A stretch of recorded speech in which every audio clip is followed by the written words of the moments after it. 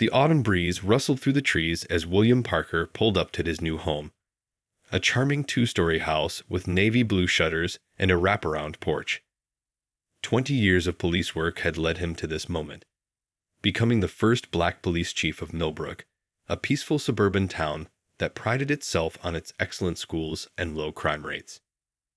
As he stepped out of his car, the weight of his badge in his pocket reminded him of how far he'd come. From walking the beat in downtown Chicago to leading investigations that made national headlines, William had earned every step up the ladder. Yet something about this move felt different, more meaningful, perhaps because of what it represented not just for him, but for the entire community. The moving truck wouldn't arrive until tomorrow, so William took his time exploring his new neighborhood. The streets were lined with mature oak trees, their leaves painting the sidewalks in shades of red and gold. Children's bikes leaned against fences, and the occasional dog barked from behind wooden gates. It was exactly the kind of place he dreamed of calling home. A couple walking their golden retriever offered brief nods as they passed, their eyes lingering a moment too long. William was used to these looks, the subtle double takes, the quick glances away when he made eye contact. After 2 decades in law enforcement, he'd learned to read people like books, and these neighbors were clearly trying to figure out if he belonged. Back at his new house, William pulled out a small folding chair from his car and sat on his front porch. The setting sun cast long shadows across his empty yard as he sipped coffee from his trusty thermos. He thought about his late father, who'd also been a police officer, and how proud he would have been to see his son become chief. The sound of a door slamming nearby caught his attention. Through the growing darkness, he could make out a figure in the house next door, quickly pulling their curtains shut. William shook his head and smiled to himself. Some people never change, but that didn't mean he couldn't be the one to help them learn. That evening, as he prepared to spend his first night in the empty house, William received a call from the mayor. "Just checking in to see how you're settling in," she said warmly. "The department's excited about your start next week." William shared his positive first impressions of the town while carefully unpacking his small overnight bag. He laid out his uniform for the next day. He planned to visit the local coffee shop in the morning, believing that the best way to serve a community was to become part of it first. His father had taught him that lesson early on. A good police officer protects the peace, but a great one builds bridges. As night fell over Millbrook, William stood at his new bedroom window, looking out at the quiet street. Tomorrow would bring the moving truck, new faces, and the beginning of what he hoped would be a positive change for this community. Little did he know that his biggest challenge wouldn't come from his new role as chief, but from right next door, where his neighbor was already forming judgments that would lead to an incident that would test his patience, professionalism, and the very values he'd sworn to uphold. The moving truck arrived bright and early the next morning, its diesel engine rumbling through the quiet neighborhood. William had already been up for hours, having developed the habit of early rising during his years on patrol. He stood in his driveway, wearing a simple blue t-shirt and jeans, directing the movers while nearby neighbors pretended not to watch from behind their morning newspapers and coffee cups. "That goes upstairs," he called out, pointing to a carefully wrapped family portrait. The photo showed 3 generations of his family, including his father in his police uniform. It was William's most prized possession, a reminder of the legacy he carried. The movers handled it with extra care after seeing his expression. Throughout the morning, the neighborhood seemed to come alive with unusual activity. More people than usual were watering their front lawns or checking their mail. Some walked their dogs past his house 2 or 3 times, each pass slower than the last. William couldn't help but chuckle. He'd seen this behavior before in other neighborhoods. Around midday, a young couple from across the street approached with a homemade apple pie. "Welcome to the neighborhood," the woman said warmly, though her husband hung back, shifting his weight from foot to foot. William invited them onto his porch, which was still cluttered with moving boxes. They chatted about the neighborhood, local restaurants, and the upcoming community festival. "You'll love it here," the woman assured him, genuinely friendly, It's really quiet, hardly any crime. Her husband nodded in agreement, finally relaxing enough to mention the local golf course. William listened intently, making mental notes about the community he'd soon be serving. As the afternoon wore on, William focused on setting up his home office. He carefully arranged his law enforcement certificates, awards, and family photos on the walls. Each item told a story: commendations for bravery, leadership awards, and a special recognition for his work with youth outreach programs in his previous city.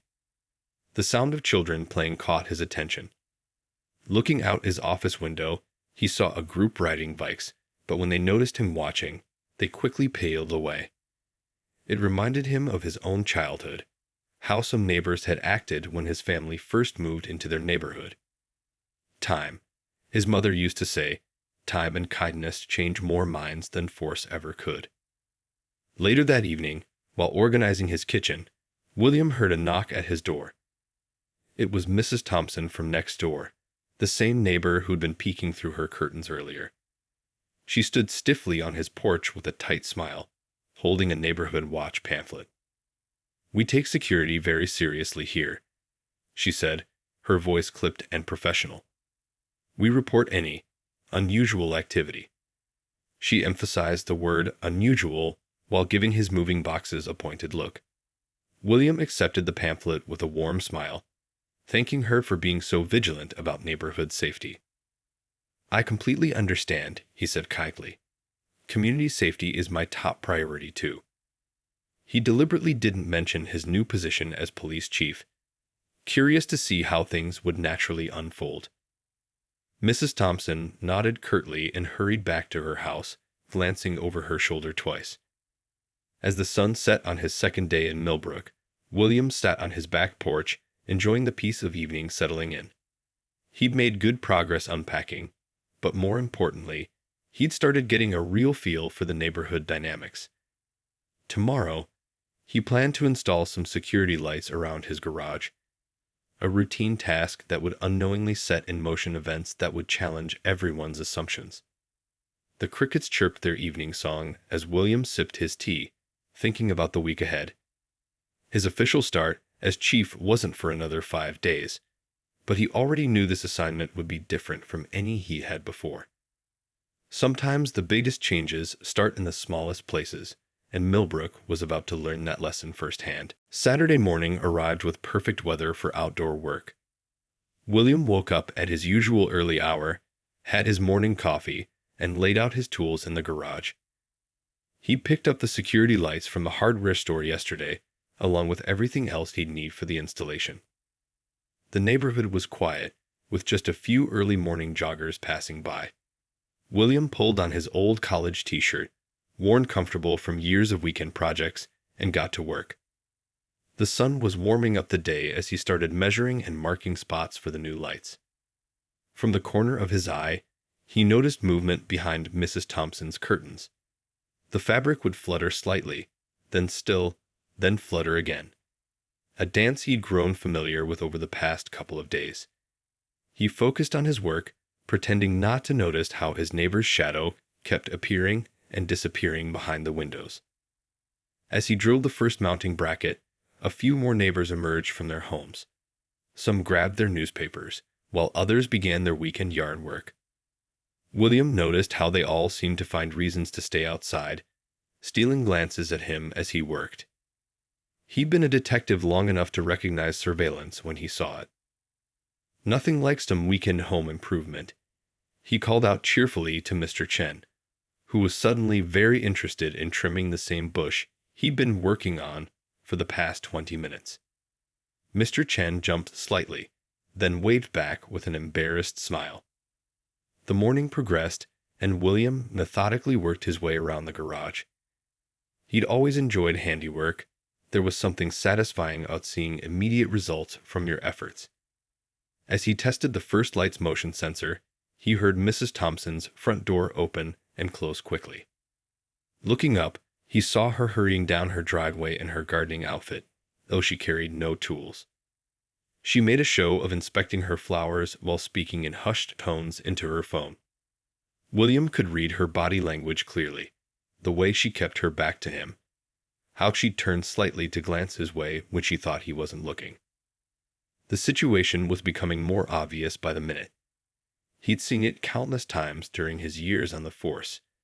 People making assumptions, jumping to conclusions, letting fear override common sense.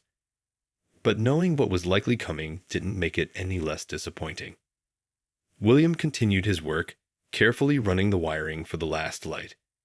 He could have confronted Mrs. Thompson, could have walked over and introduced himself as the new police chief right then and there. But 20 years of experience had taught him that sometimes the best lessons come from letting situations play out naturally. He checked his watch. Almost noon. The security system was nearly complete, and he made good progress. Just as he was preparing to attach the final light, he heard the distinct sound of police sirens in the distance. They were getting closer. Mrs. Thompson had retreated to her porch, phone still in hand, trying to appear casual, but failing miserably. Other neighbors had also found reasons to linger outside, creating an audience for whatever was about to unfold. William calmly placed his tools down and reached for his wallet, which contained his badge and ID. He'd been in law enforcement long enough to know exactly what was coming. The irony of the situation wasn't lost on him. Here he was, about to meet some of his future officers under circumstances that would probably become a story told at department meetings for years to come. The police cruiser turned onto their street, lights flashing but siren now silent. William stood patiently by his garage, tools still laid out around him, and waited. He could see Mrs. Thompson practically buzzing with anticipation on her porch, clearly expecting a very different outcome than the one she was about to witness. The next few minutes would change not just her perspective, but potentially the entire neighborhood's. The police cruiser pulled up smoothly in front of William's house, and 2 officers stepped out. They moved with practiced caution, responding to a call about a suspicious person in the neighborhood. The taller officer's hand rested casually near his radio. Standard procedure for an unknown situation. Mrs. Thompson stood on her porch, arms crossed, a look of satisfaction on her face as she watched the scene unfold. She told the dispatcher about a strange man who seemed to be tampering with property in the neighborhood. She'd carefully chosen her words, describing actions rather than appearance, though her intentions were clear to everyone involved. "Afternoon, sir," the first officer called out, approaching William. "We received a call about someone." His voice trailed off as recognition dawned in his eyes. The younger officer behind him also froze mid-step, his mouth forming a small O of surprise. "Officers," William responded warmly, reaching for his wallet. "I believe I'm the suspicious person in question. I'm William Parker." He pulled out his credentials, though by now both officers were shifting uncomfortably, very aware of who he was. "Chief Parker," the first officer stammered, his face flushing red. We didn't realize," the dispatcher said. He looked desperately at his partner, who seemed equally mortified. "It's quite all right," William assured them, his voice carrying clearly in the now silent street. "You're responding to a call about a suspicious person installing security equipment. That's exactly what you should do." He gestured to the half-finished light installation behind him. Mrs. Thompson had gone very still on her porch, her face draining of color as she watched the interaction. Other neighbors who had gathered to watch the drama unfold were now trying their best to look busy, though everyone was clearly straining to hear every word. "I'm actually glad you're here," William continued, his voice still pleasant, but now addressing his words to the whole street. "I've been meaning to introduce myself to the department before my official start date next week. I'm the new police chief." The younger officer looked like he wanted the ground to swallow him whole. "Sir, we're so sorry about this. If we had known—" "No apologies necessary," William interrupted gently. "You responded to a call about a potential security concern. That's your job." He turned slightly to make eye contact with Mrs. Thompson, who was now trying to slip quietly back into her house. though I do think this might be a good opportunity to discuss the difference between legitimate security concerns and other motivations. Mrs. Thompson froze, her hand on her door handle. The silence in the street was deafening. Even the birds seemed to have stopped chirping to watch the scene unfold. "Mrs. Thompson," William called out, his voice still surprisingly friendly. "Would you like to join this conversation? As my neighbor, I think it's important we understand each other." He gestured to his porch. "I just made some fresh lemonade this morning." The officers exchanged glances, unsure whether to leave or stay. This wasn't covered in their training manual. Their new chief was handling a potentially volatile situation with remarkable grace, turning it into a teaching moment instead of a confrontation. I need to check something in the house," Mrs. Thompson muttered, her voice barely audible across the yard. "Of course," William replied. "But I hope we can talk later. After all, as the coordinator of the neighborhood watch, I'm sure you'd want to know that your new neighbor has quite a bit of experience in community safety." His tone was kind, but carried an unmistakable weight. The officers were now backing toward their cruiser, clearly eager to escape the awkward situation. But William wasn't quite finished with this moment. He knew that what happened next would set the tone for not just his relationship with the neighborhood, but potentially for the entire community's approach to prejudice and assumptions. The officers stood awkwardly by their patrol car, caught between protocol and embarrassment. Officer Richards, the more experienced of the two, finally broke the uncomfortable silence. "Chief Parker, would you like us to file a report about this incident?" William thoughtfully considered the question while the whole neighborhood seemed to hold its breath. Through his peripheral vision, he could see several neighbors pretending to water already soaked lawns or trim perfectly manicured hedges, all ears tuned to the unfolding drama. "Actually," William said, reaching for the security light he'd been installing, "I could use a hand finishing this installation. That would be much more productive than paperwork, don't you think?" He smiled warmly at the officers, offering them an opportunity to turn an awkward situation into something positive. Relief washed over their faces. "Of course, sir." The younger officer, Thompson, no relation to the neighbor, stepped forward eagerly. Soon all three men were working together, with William guiding them through the installation process. Mrs. Thompson remained frozen on her porch, her hand still on her door handle, watching as the very officers she called to remove William were now helping him improve his home security. The irony wasn't lost on anyone present. "You know," William said loudly enough for everyone to hear, "community policing works best when we all understand each other. Sometimes the best way to feel secure is simply to talk to your neighbors." He paused, testing the motion sensor on the newly installed light. Fear often comes from not knowing each other. A child's bicycle bell rang out as a group of kids slowly pedaled by, their curious eyes taking in the scene. William waved at them, and after a moment's hesitation, they waved back. It was a small gesture, but one that didn't go unnoticed by the watching adults. Mrs. Thompson finally found her voice. I was just trying to protect our neighborhood," she said weakly, her words carrying across the quiet street. "We've never had we don't usually had a black police chief living next door." William finished for her, his tone gentle but direct. "Change can be uncomfortable, Mrs. Thompson, but it can also be an opportunity for growth." He walked toward her porch, extending his hand. "Why don't we start over? I'm William Parker, your new neighbor and the new chief of police." The entire neighborhood watched as Mrs. Thompson stared at his outstretched hand. The moment seemed to stretch forever, heavy with possibility. Finally, her shoulders slumped slightly, and she stepped forward to shake his hand. I'm sorry," she whispered, her face flushed with shame. "I shouldn't have." "No," William agreed quietly, "you shouldn't have. But what matters now is what we do going forward." He turned to address the not-so-subtle audience of neighbors. "In fact, Since everyone's already out here, why don't we turn this into an impromptu neighborhood meet and greet? I still have that lemonade to share."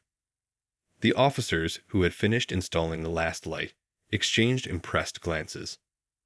Their new chief was turning what could have been a divisive incident into a chance for community building. It was a masterclass in leadership and grace under pressure. Slowly, neighbors began approaching William's yard. Mr. Chen brought over some fresh-baked cookies his wife had made. Another neighbor appeared with folding chairs. What had started as a potential confrontation was transforming into an impromptu neighborhood gathering. Mrs. Thompson remained quiet, but she didn't leave. Instead, she watched as William easily chatted with neighbors, answered questions about his law enforcement experience, and shared his vision for community policing. With each passing minute, the tension in the air dissolved a little more, replaced by something that felt surprisingly like hope. As the impromptu gathering continued into the afternoon, William noticed something remarkable happening. The invisible barriers that had existed just hours ago were slowly starting to crumble. Children who had earlier paled away in fear now played tag on his front lawn, their laughter filling the air with a kind of music that only the young can create. "Chief Parker." Officer Richards approached with a fresh glass of lemonade. "The mayor just called. She heard about what happened and wanted to check if everything's okay." The officer's face showed genuine concern, clearly worried about how this incident might affect the department's reputation. William smiled reassuringly. "Tell her this turned out to be exactly what our community needed, a chance to come together and really see each other." He watched as Mrs. Thompson, still visibly uncomfortable but making an effort, helped distribute cookies to the children. The afternoon sun cast long shadows across the yard as neighbors shared stories and discovered connections they never knew existed. Mr. Chen, it turned out, had a son in law enforcement in another state. Another neighbor had grown up in the same Chicago neighborhood where William had started his career. "You know," William said, addressing the group that had gathered around his porch, "what happened today is actually a perfect example of why I became a police officer in the first place." He paused, making sure he had everyone's attention. "It's not just about enforcing laws. It's about building bridges in our community." Mrs. Thompson, who had been quiet most of the afternoon, suddenly spoke up. "I made a terrible mistake today." Her voice trembled slightly. "I let my prejudices, my fears. I'm so ashamed." The gathered neighbors fell silent, many shifting uncomfortably as they recognized their own unspoken biases in her words. "Fear is a natural human response to the unknown," William replied kindly. "But courage isn't about not being afraid. It's about acknowledging our fears and choosing to learn and grow beyond them." He looked around at the gathered faces. That's what makes a community strong. The two officers who had responded to the call were still there, having stayed long past their shift end. They watched their new chief with growing respect, understanding that they were witnessing a masterclass in community policing. "Chief," the younger officer spoke up, "would you consider sharing this story at our next department training? I think there's a lot we could all learn from how you handled this situation." William nodded thoughtfully. Sometimes the best lessons come from our most uncomfortable moments, but only if we're willing to learn from them. He turned to Mrs. Thompson. "Would you be willing to be part of that discussion? Share your perspective on how assumptions and fear can affect our community." Mrs. Thompson's eyes widened in surprise. Instead of punishing or humiliating her, he was offering her a chance to be part of the solution. After a moment's hesitation, she nodded slowly. "Yes," she said quietly. I think that's important." As the afternoon began to wind down, neighbors helped clean up, exchanging phone numbers and making plans for future get-togethers. What had started as a potential crisis had transformed into something unexpected, a genuine step toward understanding and connection. The last rays of sunlight painted the sky in brilliant oranges and pinks as people began heading home. Children were called in for dinner, chairs were folded up, and empty lemonade glasses were collected. But something had changed in the neighborhood, something fundamental and important.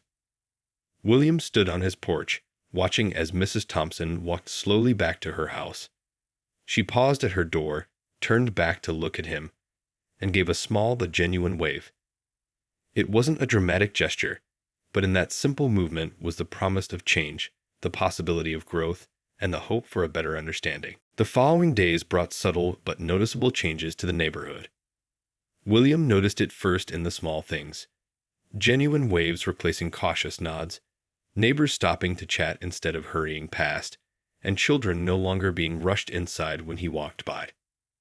Monday morning arrived with a special energy. As William prepared for his first official day as police chief, he heard a knock at his door. Opening it, he found Mrs. Thompson standing there, holding a fresh-baked apple pie and looking nervous but determined. "I couldn't sleep last night," she admitted, handing him the pie. "I kept thinking about everything that happened, about how differently things could have turned out if you weren't such a good person." Her eyes were red-rimmed, suggesting she'd spent considerable time reflecting on her actions. William accepted the pie with a warm smile. "You know what my father used to say? He'd say that the true measure of a community isn't in how it handles its best moments, but in how it learns from its mistakes." He gestured to his porch chairs. "Would you like some coffee? I have a few minutes before I need to head to the station." As they sat together on the porch, the morning traffic of parents taking kids to school and people heading to work created a comfortable background hum. Several neighbors driving by waved at them, some doing visible double takes at seeing the unexpected pair sharing coffee. "I've lived here for 30 years, Mrs. Thompson said quietly, staring into her coffee cup. "I've always prided myself on running the neighborhood watch, on keeping our community safe. But now I realize I was part of the problem. I was protecting something that didn't need protecting, fear itself." William listened thoughtfully. "Change isn't easy," he replied. "But you're showing real courage in facing these truths. That's the first step toward real change." He checked his watch. Almost time for his first day at the station.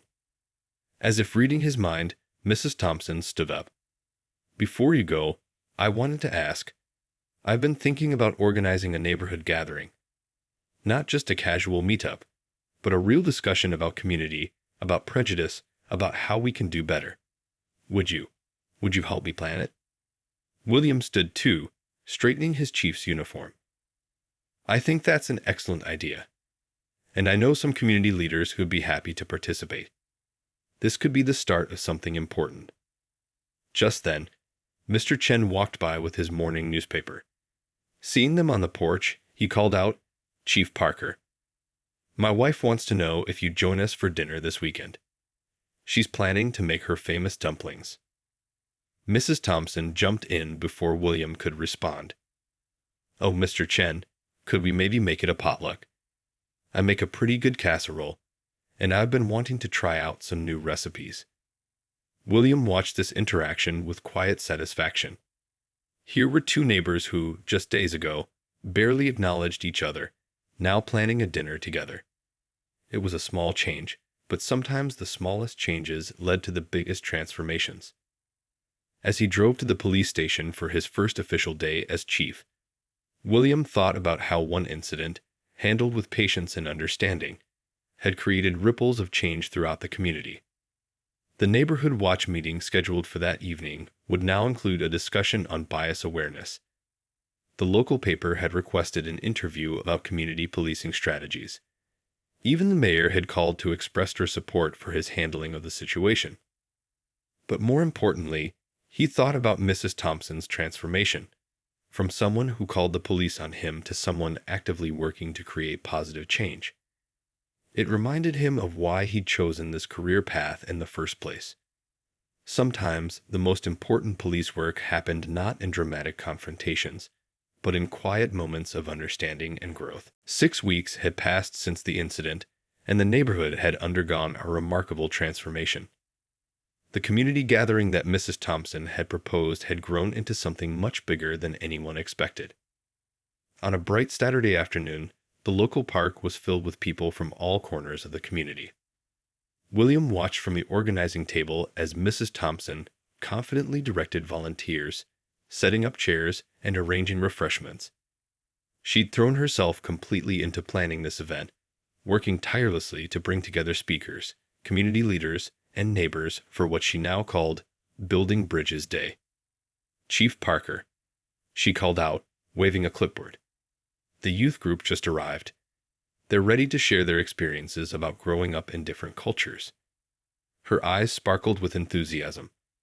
A far cry from the fearful neighbor who had called the police on him just weeks ago. Children played together on the playground equipment while their parents set up potluck dishes on long tables. The aroma of foods from different cultures filled the air. Mr. Chen's dumplings, Mrs. Patel's curry, Mrs. Thompson's famous casseroles, and countless other dishes that represented the diverse heritage of their community. "You know," Officer Richards said, joining William at the table, "calls about suspicious persons have dropped by 40% since you started as chief." He smiled, watching the gathering crowd. "And when we do get calls, people are more likely to report actual suspicious behavior rather than just assumptions." William nodded, remembering his father's words about change happening one heart at a time. The local newspaper had picked up the story of what happened that Saturday morning, but instead of sensationalizing it, they'd used it as a launching point for a series about community policing and neighborhood unity. Mrs. Thompson had become the unlikely champion of this change. She transformed the Neighborhood Watch program from what had essentially been a surveillance system based on fear into a genuine community support network. Now, instead of suspicious glances, new residents were welcomed with home-cooked meals and friendly introductions. "Chief," a young voice called out. William turned to see Tommy, a 12-year-old who lived down the street. "Can you help us set up the basketball tournament? We want to make teams with kids from different neighborhoods." The boy's natural inclusion of everyone would have been unusual just months ago. As William helped organize the basketball games, he noticed how the children naturally mixed and matched teams, completely unconcerned about appearances or backgrounds. It was a powerful reminder that prejudice is learned and can be unlearned. The mayor arrived just as the community forum was about to begin. The turnout was impressive. People from all over town had come to participate in open discussions about breaking down barriers and building stronger community connections. Mrs. Thompson took the stage first, her hands shaking slightly as she adjusted the microphone. 6 weeks ago, she began, her voice growing stronger with each word. "I made a mistake that could have had serious consequences. I let fear and prejudice guide my actions." She paused, looking directly at William. "But thanks to the patience and wisdom of our new police chief, that mistake became an opportunity for all of us to learn and grow." As she continued her speech, William noticed several people wiping tears from their eyes. Her honesty about her own biases and her journey toward understanding struck a chord with many in the audience. It wasn't easy to admit such things publicly, but her courage in doing so was helping others face their own prejudices. The afternoon unfolded with more activities: panel discussions, shared meals, children's games, and most importantly, conversations. Real, honest conversations between neighbors who had lived near each other for years but never really talked before. William watched it all with quiet satisfaction.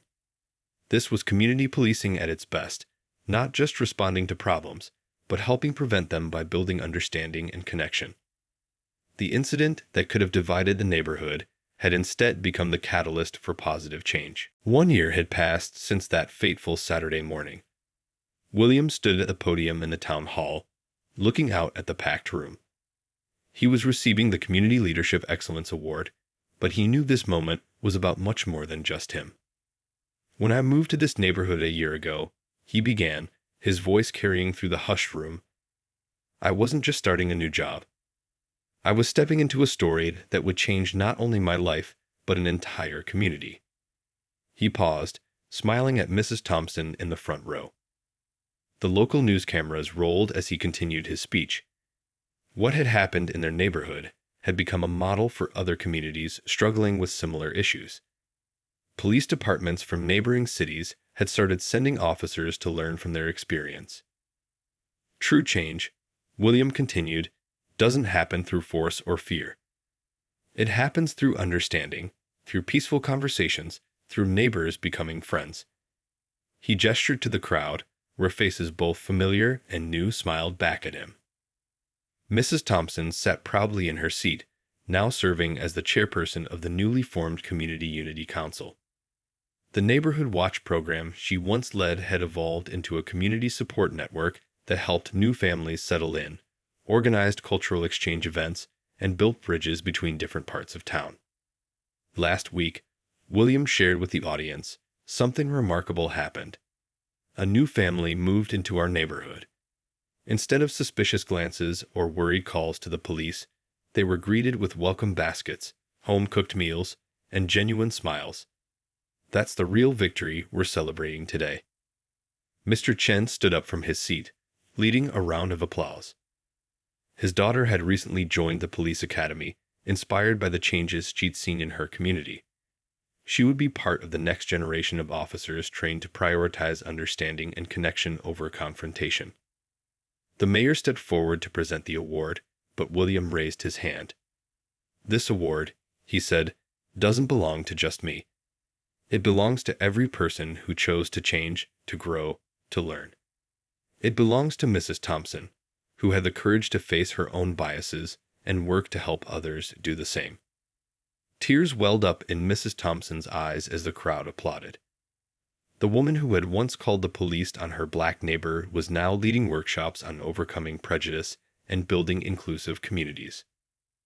Most importantly, William concluded, holding up the award, this belongs to every child in our community who will grow up knowing that differences don't have to divide us. That fear can be replaced with understanding, that it's never too late to change. As he stepped down from the podium, William thought about his father's old badge, still displayed proudly in his home office. He imagined what his dad would say about all this, about how one incident that could have ended so badly had instead sparked a movement of positive change. The ceremony ended with an announcement that touched William deeply. The town council had approved funding for a new community center, to be named the Unity Center. It would provide a space for community gatherings, cultural events, and ongoing discussions about building stronger connections between neighbors. Later that evening, as William walked home from the ceremony, he passed children playing together in front yards, neighbors chatting on porches, and new families being welcomed with open arms.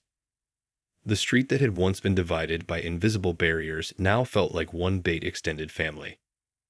Mrs. Thompson was hosting a celebration dinner at her house, the same house from which she had suspiciously watched him that morning a year ago. Now her home had become a gathering place for neighborhood meetings and community events. As William approached his front door, he paused to look at his security lights, the ones he'd been installing that fateful day. They still worked perfectly, but they'd come to symbolize something much more important than home security. They were a reminder that sometimes the darkest moments can lead to the brightest changes. The neighborhood had become living proof that with patience, understanding, and the courage to face uncomfortable truths, real change was possible. The story of the suspicious neighbor and the new police chief had become more than just a local legend. It had become a blueprint for how communities could transform fear into friendship, suspicion into support, and prejudice into progress.